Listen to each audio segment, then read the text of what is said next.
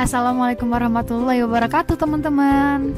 E-learning science hari ini kita akan membahas tentang hubungan sesama makhluk hidup dan hubungan makhluk hidup dengan lingkungannya. Kita lihat yuk apa aja yang mau dibahas. Teman-teman, peta konsep itu gambaran keterkaitan tentang materi yang mau kita pelajari ya. Nah, seperti yang kalian lihat di video, kita akan bahas makhluk hidup sesama makhluk hidup lain dan makhluk hidup dengan lingkungannya. Kita juga akan bahas apa itu simbiosis dan rantai makanan. Lanjut ya. Tujuan dari simbiosis itu sebagai usaha makhluk hidup untuk bertahan di lingkungannya. Yang pertama mau kita bahas adalah simbiosis mutualisme, yaitu hubungan timbal balik antara dua makhluk hidup yang saling menguntungkan. Pada simbiosis ini, keduanya memang sama-sama dapat keuntungan ya teman-teman. Simbiosis ini banyak contohnya, tapi di video ini hanya ada 2 contohnya. Sekarang, teman-teman coba perhatikan gambar yang ada di video ini ya. Di situ ada gambar kerbau dan burung jalak. Ya, interaksi yang ada pada mereka itu saling menguntungkan ya teman-teman. Pada tubuh kerbau itu terdapat banyak banget kutu teman-teman. Nah, jelas-jelas kalau kutu itu mengganggu ya. Kita aja sebagai manusia yang kadang punya kutu, itu gatel banget kan rasanya. Bayangin deh kalau kerbau. Kerbau gak mungkin kan garuk-garuk punuknya. Nah, ternyata itu jadi keuntungan untuk burung jalak. Ya, burung jalak itu ternyata makan kutu yang ada dari tubuh kerbau. Begitupun dengan kerbau. Kerbau ini dapat keuntungan loh teman-teman, karena kutunya akan semakin berkurang dimakanin sama burung jalak. Contoh lainnya yaitu pada semut rangrang dan tumbuhan. Semut rangrang adalah serangga yang biasa kita jumpai pada tanaman-tanaman buah seperti mangga, nangka, dan lain-lain. Mungkin bagi kita keberadaan semut ini mengganggu.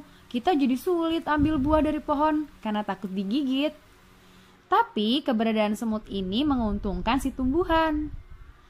Semut rangrang akan membuat rumah atau sarang di tumbuhan itu. Jadi semut rangrang akan mencegah hama yang ingin merusak tumbuhan. Karena saat hama menyerang tumbuhan sama aja kayak menyerang sarang semut. Tumbuhan tidak terserang hama, semut pun ada tempat tinggal, saling menguntungkan ya.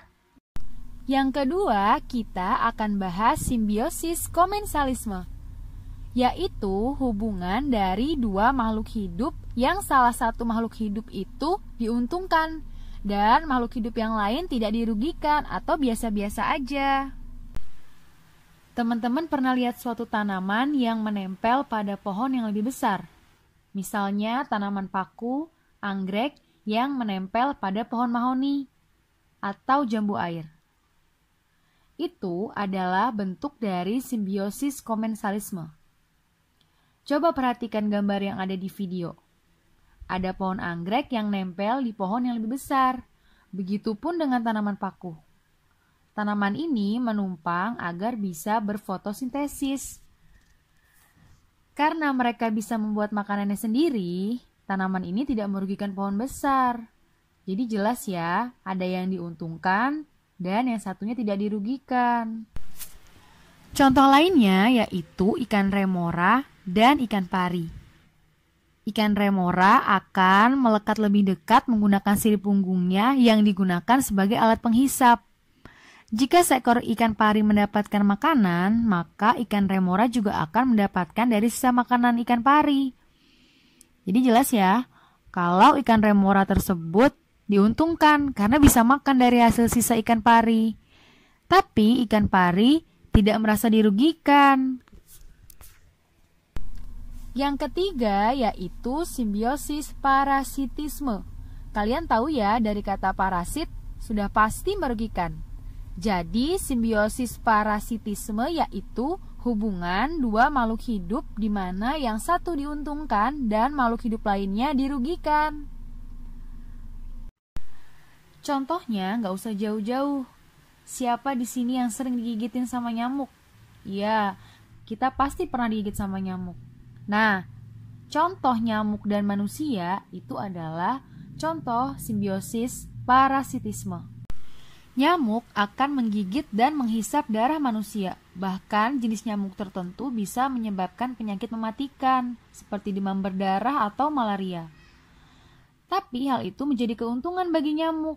Kenapa? Karena nyamuk akan mendapatkan darah dari manusia untuk berkembang biak, sementara manusia akan dirugikan. Tadi kita udah bahas tentang simbiosis atau hubungan positif dan negatifnya. Sekarang kita lanjut ke rantai makanan. Setiap makhluk hidup membutuhkan energi untuk hidup. Maka dari itu, ada proses makan dan dimakan antara organisme satu dengan organisme yang lain. Dengan urutan tertentu ya. Nah, proses ini disebut rantai makanan. Kenapa sih harus dengan urutan tertentu? Iya, sekarang coba deh bayangin kalau singa makan ulet kecil yang ada di pohon. Jelas aja nggak akan kenyang ya buat singa itu. Makanya dalam proses rantai makanan ada yang namanya urutannya. Pada rantai makanan ada yang disebut dengan tingkat trofik. Tingkat trofik ini artinya sama dengan urutan kedudukan ya. Pada tingkat trofik yang pertama yaitu produsen. Produsen merupakan organisme yang dapat menghasilkan atau membuat makanan sendiri. Jadi produsen itu apa? Ya, produsen itu adalah tumbuhan-tumbuhan hijau. Tumbuhan-tumbuhan ini bisa membuat makanannya sendiri dari hasil fotosintesis. Lalu, organisme yang menempati urutan tingkat trofik kedua yaitu konsumen primer atau konsumen tingkat 1. Konsumen tingkat 1 ini umumnya ditempati oleh hewan-hewan herbivora. Kenapa herbivora? Karena hewan herbivora itu memakan tumbuhan. Tadi tumbuhan itu dari mana? Dari produsen. Jadi produsen itu tingkat yang pertama, kemudian tingkat keduanya ada konsumen primer atau konsumen tingkat 1. Jadi urutannya produsen, kemudian konsumen tingkat 1. Di mana produsen adalah tumbuhan, konsumen tingkat 1 akan memakan tumbuhan itu. Selanjutnya, organisme yang menempati urutan tingkat tropik ketiga yaitu disebut konsumen sekunder atau konsumen tingkat 2. Konsumen tingkat 2 umumnya ditempati oleh hewan karnivora karena hewan karnivora ini akan memakan hewan-hewan konsumen tingkat 1. Konsumen tingkat tropik terakhir atau disebut juga konsumen puncak biasanya ditempati oleh hewan omnivora. Contohnya ada burung elang karena burung elang suka makan ular bahkan tikus.